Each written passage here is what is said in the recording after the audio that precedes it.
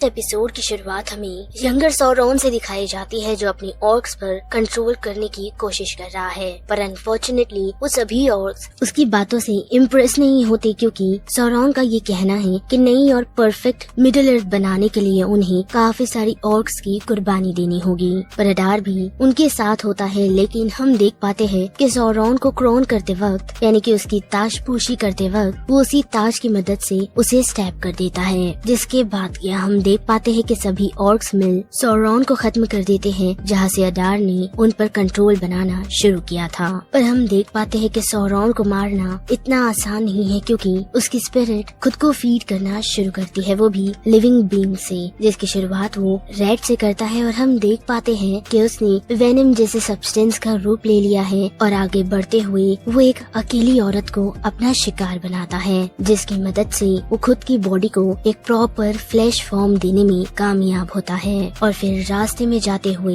यानी कि मध्य धरती को ट्रैवल करते हुए उसकी मुलाकात कुछ लोगों से होती है, जहाँ एक शख्स उसे वार्न करता है कि ऑर्क्स उन पर अटैक कर रहे हैं और उनकी जगहों को हथिया रहे हैं। पर सौरॉन उसकी बातों पर ध्यान नहीं देता और उस शख्स के पास मौजूदा एक सिंबल को देख उसे पूछता है कि क्या वो राजघराने से बिलोंग करता है, जिसके जवाब में वो शख्स उसे यही कहता है कि नहीं, बल्कि वो उन लोगों के लिए काम किया करता था और ये सिंबल उन्हें उनकी याद दिलाता है। जिसके साथ साथ वो शख्स सौरॉन को अपने साथ चलने के लिए कहता है ताकि वो लोग दरिया के उस पार अपनी एक नई शुरुआत कर सकें। इसके लिए वो सभी एक बोट में ट्रैवल करते हैं, पर अनफॉर्चुनेटली उनकी बोट एक व्हेल से टकरा जाती है, जिस कारण उसमें मौजूदा काफी लोगों की जान चली जाती है, जिसमें वो बूढ़ा शख्स भी होता है, जिसके पास से सौरॉन ने उस सिंबल को ले लिया था, जिसकी मदद से वो गैलेड्रियल को बेवकूफ बनाता हुआ और उसे ट्रिक करता हुआ आया था। जिसके साथ साथ हम देख पाते हैं कि उनकी बोट के टुकड़े टुकड़े होने के कारण वो सभी एक प्लैंक पर अपनी आखिरी उम्मीद काट रहे थे,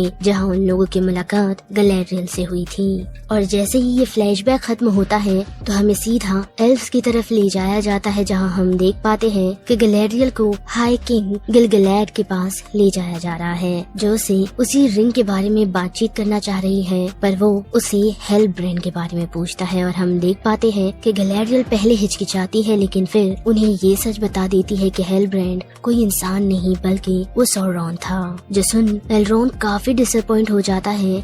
और वहाँ उन लोगों की बहस उस रिंग को लेकर शुरू हो जाती है कि शायद सौरॉन ने उसे करप्ट कर दिया होगा, तो उन लोगों को इस रिंग को नष्ट कर देना चाहिए। लेकिन वही गैलेड्रियल की बात सुनी तो उसके अकॉर्डिंग सौरॉन ने उन रिंग्स को टच तक नहीं किया, जो चीज अब गिलगलैड का भी मानना है और उसे वो रिंग्स उन लोगों की लास्ट उम्मीद लग रही है, सिर्फ उनके लिए ही नहीं बल्कि मध्य धरती के लिए भी, जिस कारण वो एल्रोन से रिंग की डिमांड करते हैं। लेकिन एल्रोन उन्हें रिंग ना देते हुए वाटरफॉल में उस रिंग के साथ कूद जाता है। और वही मोडोर की तरफ हम देख पाते हैं कि सौरॉन यानी कि हेलब्रेंड आ पहुंचा है, जो अडार को ये बताता है कि गैलेड्रियल एक नया वेपन बना रही है, जिसकी मदद से वो लोग सौरॉन को खत्म कर सकते हैं। लेकिन अकॉर्डिंग टू अडार सौरॉन की मौत हो चुकी है और उसे हेलब्रेंड की बात सुनने में कोई भी दिलचस्पी नहीं, जिस कारण वो उसे चेन यानी कि कैद कर लेता है। साथ ही उसके लोग उसे काफी मारते भी है, लेकिन उसी रात हम देख पाते हैं कि हेलब्रेंड उस केव में मौजूद है एक वुल्फ पर किसी तरह का मैजिक कर देता है, जिसके बाद फाइनली उसे बात करने के लिए अडार पहुंचता है, जिसे हेलब्रेंड ये कहता है कि वो उसे सौरॉन को ढूंढ कर लाकर देगा और साथ ही उसे खत्म करने का रास्ता भी बताएगा, क्योंकि उसके पास वो चीज है जो अडार के पास नहीं, यानी कि एल्फ्स का साथ, जिस वजह से अडार उस पर भरोसा कर उसे सौरॉन को ढूंढने के लिए भेज देता है। पर अडार को उस पर ज्यादा भरोसा नहीं, जिस कारण उसने अपने कुछ ऑर्क्स को भी उसके पीछे लगा दिए हैं। इसके बाद बात करें नूरी और उसी स्ट्रेंजर की, तो हम देख पाते हैं कि रेगिस्तान में वो दोनों रास्ता भटक चुके हैं, लेकिन उसी के साथ उन्हें कोई मिस्टीरियस शख्स फॉलो कर रहा है, जिसने अजीब तरीके का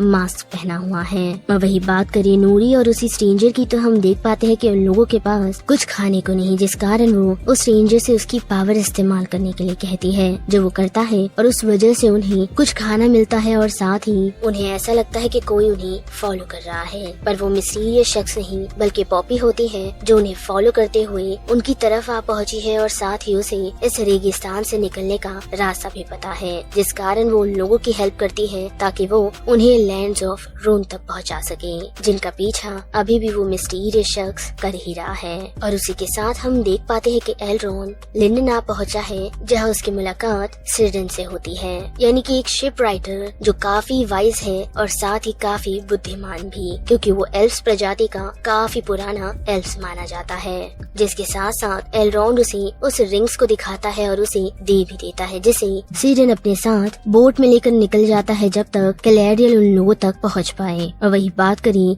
गिलगलैड की तो उसने कैलिब्रिम्बोर को कुछ नोट्स लेके है जिसमें हेलब्रेंड की ट्रू आइडेंटिटी है, ताकि कैलिब्रिम्बोर हेलब्रेंड यानी कि सौरॉन से दूर रह सके। और वही बात करें सभी एल्फ्स की तो गिलगलैड उन्हें बताता है कि उनके ग्रेट ट्री की सारी पत्तियां अब गिर चुकी है, जिस वजह से उनका मध्य धरती छोड़ने का वक्त आ चुका है। पर वो लोग ऐसा करे उससे पहले ही सिजन वहां आ पहुंचता है, जो एलरॉन की दी हुई रिंग्स को गिलगलैड के हाथ में दे देता है, जिसे देख एलरॉन काफी चिढ़ जाता है और उस कारण गिलगलैड के हाथों से एक रिंग गिर जाती है, जिसे गैलेरियल उठाकर अपने हाथों में पहनती है। वही गिलगलैड भी उस रिंग को अपने हाथों में डाल लेता है और जैसे ही वो तीनों उस रिंग को अपने हाथों में पहनते हैं तो उनका वो पवित्र यानी कि उनका गंडोर व्हाइट ट्री फिर से जग उठता है, जिस कारण उनकी वो पूरी जगह रिस्टोर हो जाती है। जिसके बाद ये सीन मूव होता है कैलिब्रिम्बोर की तरफ, जो अपने नए फोर्स को देख रहा है और यही कहता है कि वो ये होप करेगा कि उसकी बनाई हुई रिंग सही तरीके से काम कर रही हो, ताकि उसे भी उसे इस्तेमाल करने का मौका मिल सके।